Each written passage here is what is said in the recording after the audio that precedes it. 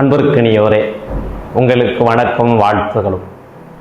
அமெரிக்காவைச் சேர்ந்த மிகப்பெரிய எழுத்தாளர் மார்க் ட்வைன் ஒரு சமயம் இவரிடத்தில் ஒரு பணக்காரர் நான் புனித நாடுகளுக்கு செல்ல இருக்கிறேன், அங்கே இருக்கக்கூடிய சீனாய் மலையினுடைய உச்சியிலே சென்று 10 கட்டளைகளை உறக்க வாசிக்க இருக்கிறேன் என்று சொன்னார்.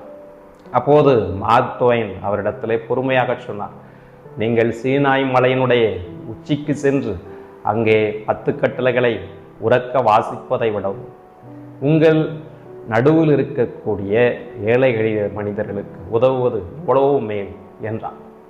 அன்பார்ந்தவர்களை, சிந்திக்க வேண்டிய ஒரு நிகழ்வு இது. நாம் வழிபாடு பக்தி நிகழ்ச்சியில் என்று ஆடம்பரமான செயல்களை செய்கிறோம்.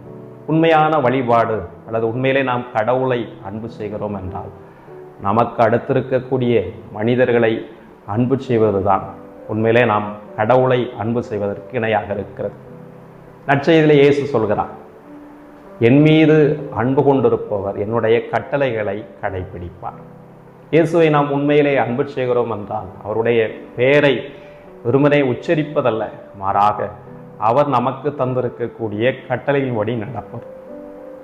இதை நற்செய்தியிலே இயேசு மிக தெளிவாக சொல்கிறார். மத்தேயு நற்செய்தி 7வது அதிகாரம் 21வது வார்த்தையிலே சொல்கிறார், என்னை நோக்கி ஆண்டவரே ஆண்டவர் என சொல்பவரெல்லாம் விண்ணரசுக்குள் செல்வதில்லை, மாறாக விண்ணுலகில் இருக்கக்கூடிய என்னுடைய தந்தையின் திருவுளத்தின்படி செயல்படுபவரே செல்வார் என்றார்.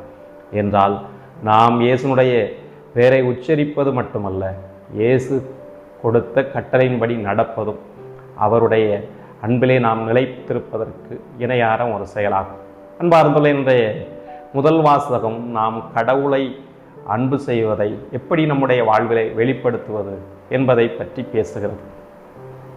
பவுலும் பர்னபாவும் லிஸ்திரா என்ற இடத்திற்கு சென்ற பொழுது அங்கு இருக்கக்கூடிய கால் ஊனமுற்ற மனிதருக்கு நலம் அளிக்கிறார்கள். அதை பார்த்துவிட்டு அங்கு இருக்கக்கூடியவர்கள் இவர்கள் கடவுள் என்று வழிபட ஆரம்பிக்கிற பொழுது 2 பேருமே சொல்கிறார்கள், நாங்கள் உங்களை போன்று சாதாரண மனிதர்கள் என்று. அப்படி என்றால் நாம் கடவுளுக்கு மட்டுமே முதன்மையான இடம் கொடுக்க வேண்டுமே ஒழிய மனிதருக்கு அல்ல. ஆகவே நாம் இயேசுவை அன்பு செய்கிறோம் என்றால் அவருடைய கட்டளைகளை கடைபிடிப்போம், அவருக்கே நாம் நம்முடைய வாழ்விலே முதன்மையான இடம் கொடுப்போம், அதற்கான ஆற்றலை கடவுளிடத்திலே கேட்போம்.